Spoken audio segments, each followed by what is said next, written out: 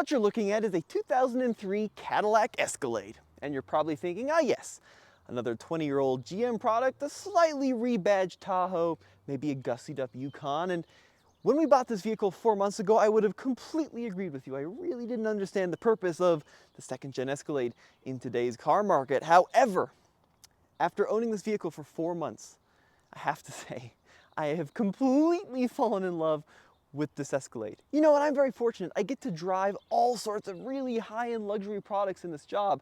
I've driven every Lexus SUV, every Mercedes SUV, pretty much everything from BMW, even Rolls-Royce.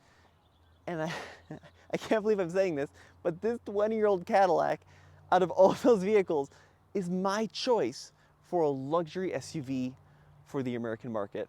I really love driving this thing so much. I would take this on a road trip over just about any of the vehicles I just listed. That's how good it is. Now, we bought this vehicle a few months ago for the Go Big video series, and it's over on TFL Truck, definitely worth a watch. Basically, a 3 SUV shootout between an Excursion, an old Suburban, and this Cadillac. This was Andre's choice, and yeah, I mean, we kind of chose the Cadillac because we thought it'd be funny to put Andre in a Cadillac and then, you know, watch him try to take it off-road.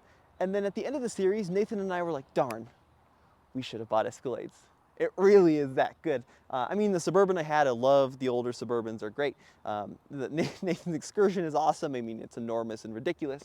But the Suburban, you know, was a little bit old and, you know, felt a little bit tired. Nathan's Excursion kind of drove like a church fan. And then there was Andre going everywhere we went in extreme comfort with the most power, the most technology, no squeaks and rattles. This thing is a freaking beast. Now, if you want this exact Cadillac, it's actually up for sale right now over at tflbids.com. And I should probably be saying more bad about it because I'm trying to convince my dad to let us keep it, except it's at no reserve. Shoot. So it's gonna be sold one way or another. But I just freaking love driving this thing. And actually over the past 4 months, this thing has gotten a ton of use. We've put a couple thousand miles on it. It's sitting at like 190K. And everything works. Everything, which is just absurd to me. You know, when you think of reliability, you think you have to buy a Toyota or a Lexus or a Nissan or a Honda. 190K, I mean, it runs beautifully, and we'll get to that in a second. Now let's start with the design on this Cadillac. So obviously based on the GMT 800 line of full-size trucks, but what Cadillac did a good job with the second generation Escalade over the first gen is they differentiated it quite a bit from the Tahoes and the Yukons of the world. So everything is very squared off. The front end kind of just is a vertical plane. You got this cool kind of hood crease over here, but it's a very attractive looking SUV, and this one has held up really quite well. The vast majority of these second gen Escalades are just trashed. They got, you know, really cheap, and then they were bought by folks that didn't care about them. This one was owned by a really old guy. And you always want to buy a car from a really old guy, especially Cadillac, who took pretty good care of it. Now on the front end here, it does have aftermarket headlights, and it does have this kind of blingy grille, which honestly on an early 2000s Cadillac kind of fits the persona, so I think it's pretty cool. And then one thing I really love is even though it's a Cadillac, it still has like full-on recovery points in the front, which is a nice kind of reminder of its full-size truck heritage. So pretty cool stuff there. Now coming along the side, we did stick on a brand new set of BFG KO2 all-terrain tires. What is going on above our head here? Sounds like we're in the middle of like a World War II zone. I do apologize by that, but yeah, brand new set of KO2 tires, slightly oversized compared to what it would have had stock. I mean, like the rims do have a little bit of corrosion going on there, but pretty cool to see the original wheels. Still, a lot of these got changed out really, really quickly. Escalade badging along the side. The paint is held up really very well. There's not a whole lot of areas where it's damaged. I mean, it does have a few scratches here and there. And then if you are interested in buying this Escalade, it will come with the factory included running boards, but it looks a little butcher without it. And then coming along the back here, fuel filler over here on the rear left. And then it's got very squared off taillights, redneck edition. That was a previous owner thing, and then Andre thought it was funny, so he didn't take it off. A couple scratches and stuff down there. But like, look, it's got integrated rear parking sensors. One of them did pop out when I took this thing off-road, so I had to fix that, pop it back in there. But yeah, I mean, as a design, it really isn't anything that kind of stands out in the crowd, but it certainly is a nice, clean look. It's very kind of unassuming. But that's not why I think that this is the best luxury SUV of all time. Now we will go ahead and hop inside the vehicle, pop the hood, and talk about the engine. So this was, believe it or not, when Cadillac launched the second-gen Escalade, the most powerful SUV in the world. It's my Jeremy Clarkson impersonation, and I'm now realizing I should have practiced this. Honestly, we haven't had to do anything under the hood. Oh, come on, Micah. You're really gonna look this bad on camera? Of course, it's the easiest possible hood latch in the world. So, Vortex 6000, 345 horsepower, and this had a different kind of head design, if I remember correctly, than other 6-liters in the GM lineup. 345 horsepower, though, in this thing means it really hauls ass, and it runs so smooth. So incredibly smooth. I mean, it's sometimes you're like sitting at a stoplight and you're like, ooh, is that thing idling? I mean, that's how smooth it is. It really is quiet. It revs super strong. Fuel economy, 15.8 mpg over the last couple thousand miles. But yeah, very impressed with the performance out of this 6-liter. It's an absolute beast. They, of course, used this engine until super recently in all their full-size kind of work trucks even, or a variant of this, maybe not quite as tuned up, but they last forever, and at 190K, it runs spectacularly. All right, let's check out the interior and see what's going on there. So this really is the reason I think that this Cadillac is so special. So whenever I get into like these new German SUVs like the X5 and the X7, we just had the Mercedes GLS, I mean, beautiful cars, full of tech, and really incredible to drive, but I kind of feel like they're not exclusively tailored for American needs. And I know it's not a trendy thing to say, but what we do in America is sit at 80 miles an hour for 14 hours on end trying to get from Austin to Phoenix. I mean, that's American road tripping, and Cadillac got it right. I mean, our grandfathers were 100% correct in the 50s and 60s. My apologies. Our fathers were 100% correct in the 50s and 60s, right? When they had these big boats of cars that were wafty. And then, of course, all the European journalists got a hold of them and brought them to Germany and said, oh, this is horrible. And well, that's fine. It is horrible in Germany. But in America, all I want to do is drink my extra large big gulp in extreme comfort for 1,000 hours on end. And look at these seats. I mean, they're ridiculous. They are not supportive. There's, there's no bolstering. There's no suede, right? There's no carbon fiber inserts. These are, you just sit in them and then sink into them. And then they even have like these little integrated armrests. Because here in America, you can't have enough armrests. So you got a giant one and then another one and even a third one on this side. But just like, oh, that's a noise that you can take to the bank right there. It's so good. Now, of course, there are one or two little tears, like that's probably the worst right there, and then some bolster wear, but they've held up pretty well. Once again, always buy Cadillac from an old guy. And the old guys are right. The old guys in America have got the formula down squat. They really, really have nailed it. So, hop on in, Max, and we'll show them some other cool stuff inside the Escalade. Now, yes, the interior is fairly similar to other GM products. However, they revamped the interior for the 03 Escalade one model year in. Like in 02, they had one interior, and then they realized they didn't do enough to change it, so they revamped it for 03. And I kind of love it. I really do. This kind of wood trim everywhere on this tan upholstery, just looks good. You know, once again, all the British car outlets were like, good day, sir. You cannot put wood trim on everything. And then, of course, all the manufacturers are like, oh, the British folks don't like it. We got to get rid of wood trim. I love wood trim. It's a great material to have in the interior. Let me turn down this AC here. Dual zone automatic AC. The other cool thing about the Cadillac is this is not a wheelbarrow in terms of technology. I mean, 2003, you got some good stuff. For example, you've got memory seating.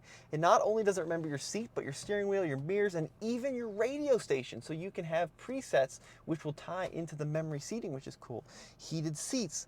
Those work beautifully for the backrest and then, of course, the back and the bottom. If you look down here, Max, it's got Bose premium audio system. And for a 20-year-old audio system, I mean, sure, Bose has a reputation for no highs and no lows. It must be Bose, but it does sound pretty good for what it is. And the steering wheel just feels so grand. This is like, You've bought your land yacht. You're commanding the oceans that are the roads. Let's get a big steering wheel, proper size steering wheel, buttons, and then real wood, I think, up along the top. The other nice thing about the Cadillac, and this is something really missing in modern day cars, is all of the information it gives you. So if you want to kind of show and hear, Max, you can check out, look at all the gauges. And of course, you got your tach and your speedometer, but like trans temp, oil pressure, battery voltage. That's not just the light, right? Real information, which is a great thing. I'm in the wrong settings here. Let's go into the computer. So range, 342 miles. Of course, we're not quite at a full tank. And then average econ, 16. So that's over a couple thousand miles of driving. And yeah, that's not fantastic. Certainly on a on a time when fuel is expensive, it's not super cheap to run. And then it also gives you all these different logs, which is quite nice. So other things worth note, this little system, here, let me turn it out of the sun. So this car had a factory nav system back in 03, and it was actually okay. For what it is, it works pretty well. So you've got stuff like your radio controls. No, it's not a touch screen. You do have to kind of go through here. I don't think we have the navigation disc. Yeah, so you have to buy the map disc if you want this to work. But you can plug in your information there. It's got a built-in CD player up top there. And then there's actually a 6-disc down below here, which is quite nice. So it's not the worst screen in the world. And, you know, there's, I bet, a lot of kind of discussion back in 03. Is a computer going to work 20 years later in a car, right? Because technology moves so quickly. And I think the answer is yes. Surprisingly, it's a really good little system. For what it is, it does what you need it to do. Now below that, dual zone automatic climate control, and the frickin' most amazing air conditioning system in the history of air conditioning systems. I don't know how they were able, there's gotta be some law against this, but like you put this thing on low and put your hand in front of it and it will turn into a literal brick of ice within a few minutes. All right, maybe a figurative brick of ice. But yeah, great AC system, good heater, and then Bulgari clock. Doesn't feel very high quality, but it is a Bulgari clock. Got a little cubby there, perfect for, in this case, gum. And then a couple of other cubbies down here.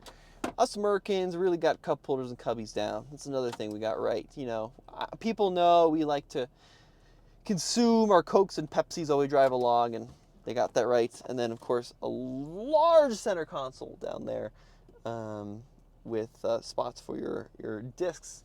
But yeah, I really do like this interior. Primarily the seats, but also the quality. At 190K, once again, I'm just like amazed that everything works. I've driven a lot of cars with 190K, and like usually stuff stops working and stuff starts to creak, and none of that in this. I mean, even stupid stuff like the hazards work, the cruise control works, the washer squirters work, right? Those come out of the wiper arms, by the way. It's got a sunroof, right? That opens up quite nicely.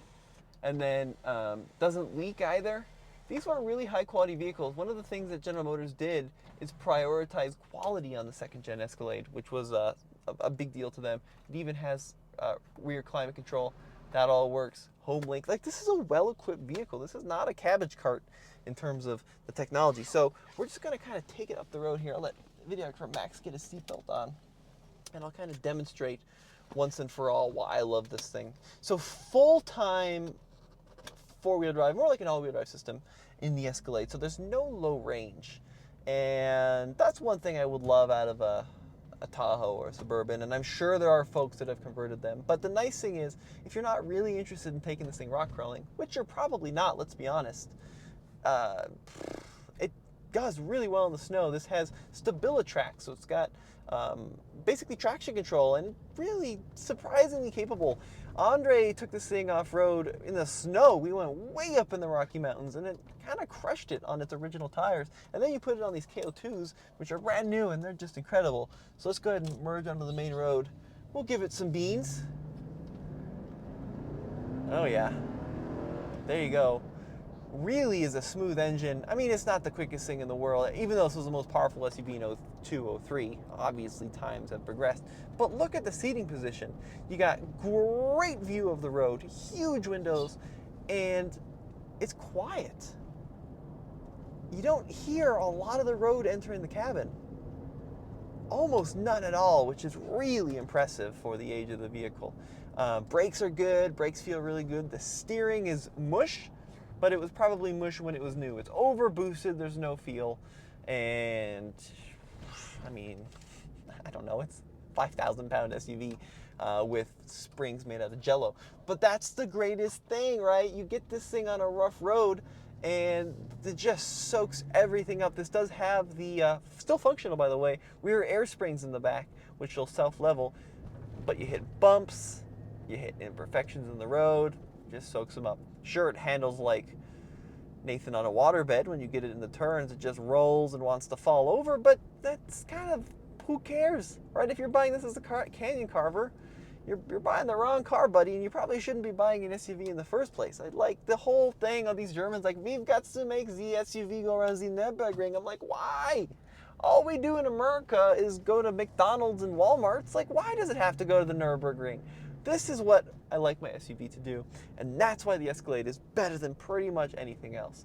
Now, of course, there are comfy SUVs on the market, like the Rolls-Royce, yes, is amazing. The Cullinan is incredible.